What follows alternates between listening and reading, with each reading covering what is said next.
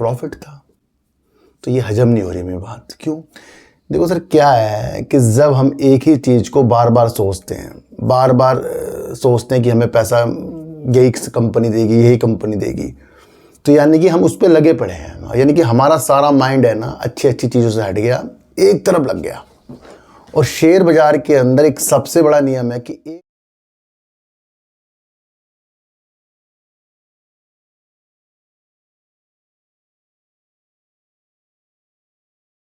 बताऊं आपका अपने ही चैनल पर जिसका नाम है सार्थक बाजार से। आज हम बात करेंगे भेल की Bharat heavy electrical limited company की।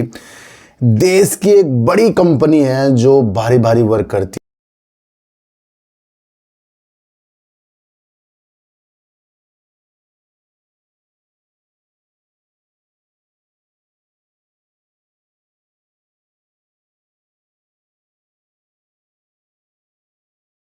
और प्लांट में कंपनी 50% से ज़्यादा जो इसके इक्विपमेंट्स होते हैं उसमें ये योगदान देती है। भारत के अंदर जितनी बिजली बनती है इसके इक्विपमेंट्स लगते हैं भेल के। गैस टरबाइन हो गया, गैसीकरण हो गया, या परमाणु ऊर्जा हो गया, अन्य बड़े बड़े काम जो है भेल करती है। अभी इसको एक बहुत बड़ा ऑर्डर मिला है जो अब तक का इसका सबसे बड़ा ऑर्डर है, जो गैस टरबाइन में है, जिससे गैस के द्वारा बिजली बनाई जाती है।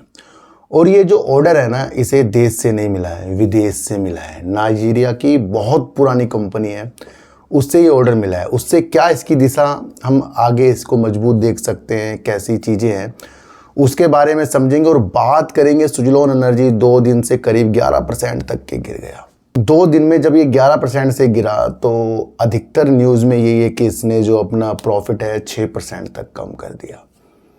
पर उसका क्या, जो इसने अपनी साल दर साल सेल 3100 करोड़ से 3800 करोड़ रुपए करीब कर दी। वो कंपनी अगर ज़्यादा वर्क कर रही है, ज़्यादा सेल कर रही है, तो यानी कि वो एक खरी कंपनी है। प्रॉफिट तो एक्सपेंस को बढ़ाकर भी हो सकते हैं कम, और एक्सपेंस को कम करके ज़्यादा भी हो सकते हैं। तो सेल तो बहुत बेहतरीन, उसके बावजूद भी शेयर जो है 11% गिर गया 2 दिन में। अब आप और हम क्या है ना, बड़े भ्रमित से हो गया। अब आगे क्या होगा, बड़ी टेंशन से होगी, क्योंकि 11% गिरना वो भी एक रिजल्ट के द्वारा। और अगर रिजल्ट के द्वारा ही शेयर गिरते हैं तो फिर रिजल्ट के द्वारा भागते क्यों नहीं? क्योंकि इससे पहले अगर हम देखें तो 5400 करोड़ की सेल और 1100 करोड़ का प्रॉफिट था। तो ये हजम नहीं हो रही मेरी बात। क्यों? देखो सर, क्या है कि जब हम एक ही चीज़ को बार बार सोचते हैं, बार बार सोचते हैं कि हमें पैसा यही कंपनी देगी, यही कंपनी देगी, तो यानी कि हम उस पर लगे पड़े हैं। यानी कि हमारा सारा माइंड है ना अच्छी अच्छी चीज़ों से हट गया, एक तरफ लग गया। और शेयर बाजार के अंदर एक सबसे बड़ा नियम है कि एक तरफा दिमाग नहीं लगाना है। और जो सिचुएशंस पैदा हो रही है उसमें आपको कमाने की स्थितियां, खुद को बचाने की स्थितियां खुद पैदा करनी पड़ेगी। क्योंकि जब आप किसी के कहने पे, किसी के टारगेट के द्वारा किसी चीज़ को अच्छा भाप ले तो वो अच्छा नहीं है, चाहे वो भले अच्छा हो। क्यों? क्योंकि उसे आपने जाना नहीं है कि उसकी क्या काबिलियत है, क्या आगे की स्थिति है। पर हम खो रहे हैं 2-4 दिन में। ऐसे करते करते महीनों निकल जाते और निकल भी रहे हैं। Q4 भी गया, Q1 भी चला गया, अब Q2 भी जाएगा, फिर भी हम इन्वॉल्व होंगे। लॉन्ग टर्म ही आपको बेस्ट करके जाएगा। शॉर्ट टर्म में तो माइंड चलता है, वो है साइकोलॉजी बेस, कहाँ आप खुद को कमा सकते हैं। देखो तो अगर आपने शॉर्ट टर्म के हिसाब से चीज़ें की हैं तो वो प्रॉफिट की हिसाब है कि आपको जल्दी में प्रॉफिट चाहिए।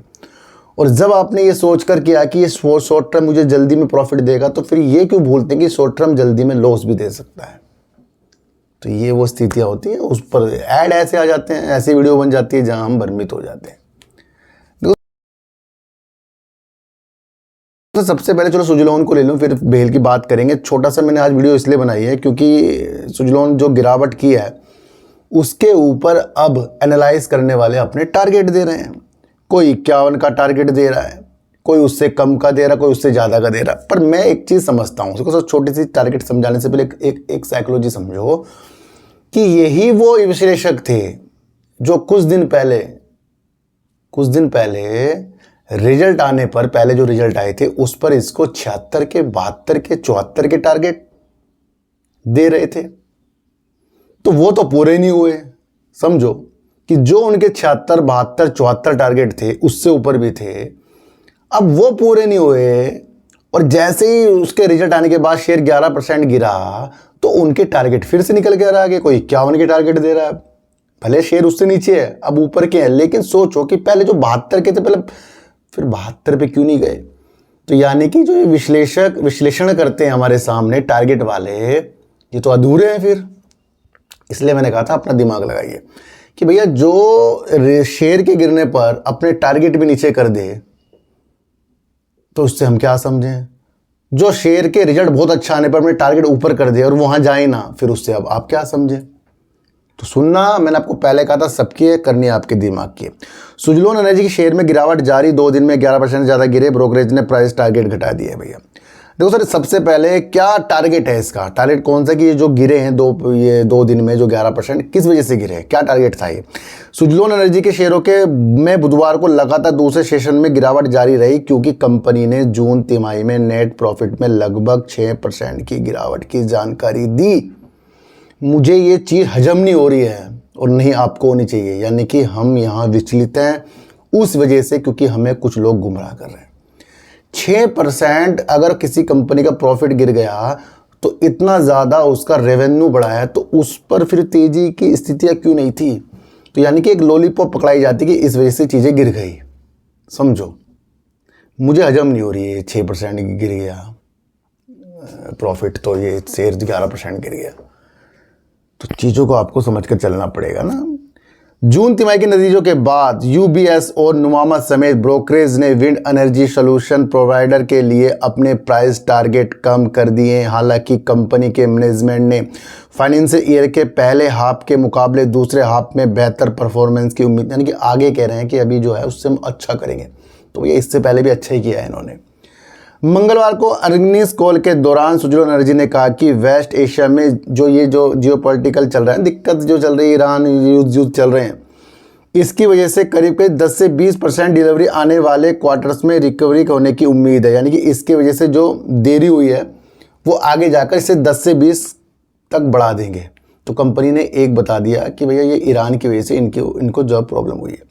नुमामा ने स्टॉक पर अपनी होल्ड रेटिंग बनाई रखी है, लेकिन समझो इसका प्राइस टारगेट 56 रुपये से घटाकर 51 कर दिया है। यानी कि 56 दे रखा था, अब 56 नहीं पहुंचा, गिरावट आ गई तो 51 कर दिया है, पर अभी भी उस प्राइस से ऊपर है जो शेयर चल रहा है। यूबीएस ने स्टॉक पर अपनी बाय रेटिंग बनाई रखी, जबकि इसका पहला टारगेट जो था 72 से घटाकर 66 कर दिया है। तो मुझे तो कोई सा भी इनका टारगेट पूरा होते हुए दिखा नहीं है। तो यानी कि ये टारगेट वाली चीज़ों पे हमें नहीं उलझना है, आपको काम जानना है कि सुजलोन कर क्या रही है ना। सुजलोन ने ये जो रिजल्ट दिया है सेल वाइज अगर आप देखें तो बेस्ट कर रहा है ये साल दर साल, तो ये आप समझकर चल सकते हैं। तो सर एक कंपनी है BHL, उसको डांगोटा ग्रुप से, एक बहुत बड़ा ग्रुप है जो 1981 से स्थापना इसकी हुई थी, और ये नाइजीरिया की बहुत बड़ी कंपनी है जो सीमेंट सेक्टर में वर्क करती है, चीनी शुगर सेक्टर पे वर्क करती है, फर्टिलाइज़र पे वर्क करती है, केमिकल पे वर्क करती है। इस तरह की कंपनी जो है वर्क करती है, और रिफाइनरिंग इस तरह की कंपनी वर्क करती है, पावर सेक्टर सब जगह वर्क करती है। तो उस ग्रुप से भेल को गैस टरबाइन का सबसे बड़ा ऑर्डर मिला है। तो ये एक मील का पत्थर हो गया है भेल के लिए। भेल को नाइजीरिया के डांगोटा ग्रुप से 8 गैस टरबाइन जनरेटर पैकेज का अब तक का सबसे बड़ा सिंगल ऑर्डर मिला है, यानी कि वहां पर इसकी उपस्थिति और बेहतरीन हो जाएगी। देखो सर, भेल को Nigeria Dangote petroleum refinery and petrochemical free zone enterprises से 8 गैस टरबाइन जनरेटर पैकेज को सप्लाई और उनकी निर्माण कमीशनिंग को रेक का ऑर्डर मिला है। कंपनी ने मंगलवार को जारी एक बयान में कहा कि यह ऑर्डर कड़े इंटरनेशनल मुकाबले के बीच, नेशनल है कि और कंपनी भी इस ऑर्डर को लेने के लिए बिड लगा रही थी। Dangote petroleum refining and petrochemical free zone enterprises ने दिया है, जो डांगोटा ग्रुप का ही हिस्सा है, जो एक बड़ा ग्रुप है जैसे मैंने आपको बताया। भेल के लिए एक अहम मील का पत्थर है ये ऑर्डर, जो एक अहम मील का पत्थर है, क्योंकि ये कंपनी का गैस टरबाइन जनरेटर पैकेज के लिए सप्लाई और देखरेख के आधार पर क्वांटिटी और वैल्यू दोनों के मामले में अब तक का सबसे बड़ा सिंगल ऑर्डर है। तो यानी कि देख रेख भी करेगा, इसके लिए सब कुछ कंपनी वर्क करेगी और ये इसके लिए सिंगल ऑर्डर है जो अब तक का सबसे बड़ा है। ये ऑर्डर दुनिया भर में भेल की पहचान को और आगे बढ़ाएगा, यानी कि ये अपनी ग्लोबल स्थिति को बेस्ट करने जा रहा है और एक ग्लोबल इंजीनियरिंग कंपनी तौर पर भेल की काबिलियत को दिखाएगा, यानी कि भेल यहाँ से मजबूत होता दिख रहा है। भेल ने इससे पहले भी मिस्र, इथोपिया, जो सर इतने सारे देशों के अंदर भी कंपनी ने पहले भी अपने प्रोडक्ट और इक्विपमेंट सप्लाई किए हैं। अफ्रीका की तरफ भी कंपनी ने पहले नाइजीरिया के क्रॉस रिवर स्टेट की सरकार को 26 megawatt gas turbine generator package के इरेक्शन और कमीशनिंग की सप्लाई और सुपरविजन का ऑर्डर भी दिया था। ये भी आप समझ कर चले। कंपनी 4 दशक से ज़्यादा समय से भारत और विदेश में अलग अलग कस्टमर्स को गैस टरबाइन बना और सप्लाई कर रही है। देखो सर, जब हम गैस टरबाइन देश के लिए बाहर भेज रहे हैं तो भारत के अंदर भी इसका और ज़्यादा मैन्युफैक्चरिंग जो है भेल ही करेगा, ये आप समझ कर चलें। और सप्लाई कर रही है। गैस टरबाइन और जनरेटर बनाने वाली दुनिया की सबसे बड़ी कंपनियों में से एक है।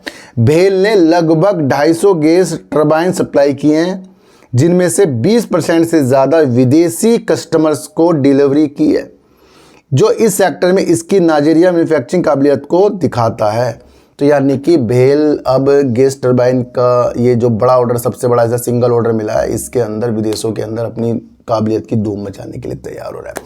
तो कंपनी के अंदर जो भी क्वालिटी है ये आप सबको पता है कि डिफेंस सेक्टर हो, परमाणु हो, या भारत के अंदर इसरो हो, उसके अंदर भी या देश के अंदर जितने भी पावर प्लांट चल रहे हैं, यानी कि थर्मल पावर प्लांट हैं, उनकी इक्विपमेंट्स हो, अन्य अन्य स्थितियाँ हो, अच्छा खासा वर्क जो भेल करती है। अब इसने एक अध्याय और जोड़ लिया। तो ये वो सारी स्थिति है जिसे आज आपने भेल और सुजलोन को जाना। देखो सर, मैं आपको फिर कह रहा हूँ, टारगेट दे रहे हैं, वो टारगेट पूरे नहीं हो रहे हैं, शेयर गिर जाता है, वो और नीचे के टारगेट आ जाते हैं। इससे आप क्या कंपनी को समझ लोगे? इसलिए एक ही चीज़ पर दिमाग नहीं लगाना है। सबसे पहले लॉन्ग टर्म की स्थितियाँ और खुद को बचाने की स्थितियों और फायदे की स्थितियों के साथ ही देखें, सबसे पहला ये करते हुए। आज की वीडियो आपको कैसे लगेगा मुझे जरूर बताना। किसी को भी खरीदने बेचने की नीतियाँ मेरे चैनल पर बिल्कुल भी नहीं है। मेरा कोई टेलीग्राम, कोई व्हाट्सएप ग्रुप नहीं है, ना ही आज तक मैंने बनाया।